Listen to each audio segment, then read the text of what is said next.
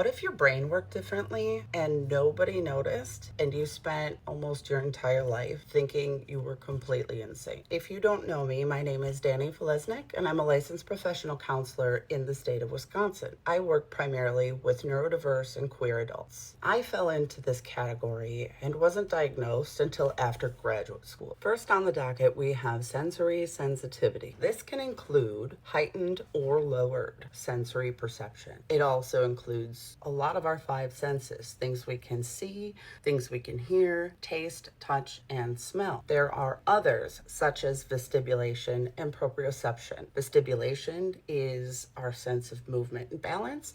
Proprioception is our sense of pressure, push, pull, kind of those bigger muscle group things, whereas vestibulation is more about tactile movement and is somewhat related to our sense of sound. Contrary to kind of common belief systems where people think, oh, you just don't like bright lights or you just can't handle loud sounds, this actually interrupts our ability to think, to problem solve, and puts our systems into fight or flight. Our brains perceive some of this sensory overload as an actual threat to our well-being. Emotional perception. People with autism feel emotions in a very different way than neurotypical people do. People on the spectrum feel and empathize with other people, but generally express it much differently or in a socially unacceptable way. Emotional regulation is about executive functioning. It happens within our prefrontal cortex, and there's generally a disconnection between our left logical hemisphere and our right feeling or emotive side of our brain. Things that don't upset most people may send somebody off a ledge if their emotional regulation is not operating well. This is especially true if that sensory sensitivity is interfering. An example of this might be somebody not being able to find a favorite object and having a complete meltdown only to find it later or to be distracted by something else. The other piece of this is social cues and how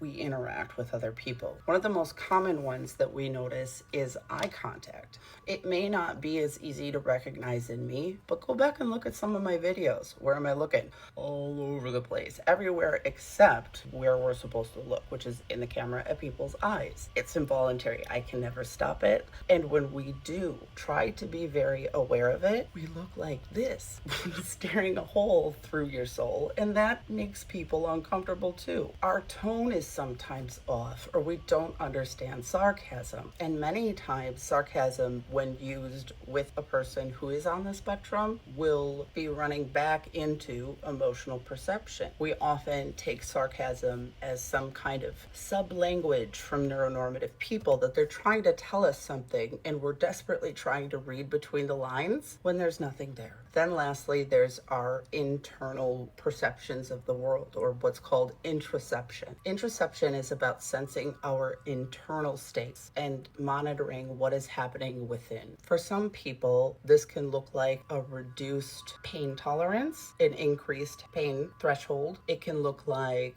missing hunger cues. It can look like missing thirst cues or sleep cues. A person who's on the neurodiversity spectrum may not be able to fall asleep even when they're tired. And when they do fall asleep, they're really just passing out from complete exhaustion. The good news is there are things that can be done to help provide accommodations within your world if you suspect that you have autism or that somebody you love does have it. It's not about behavior. It's about the neurobiological wiring within our brain. If you found this helpful and were able to maybe see autism in a new light or learned something about yourself, share this video and please leave me a comment with any questions or maybe what it is that you learned that you did find helpful. As always, have a beautiful day and I'll see you guys later. Bye.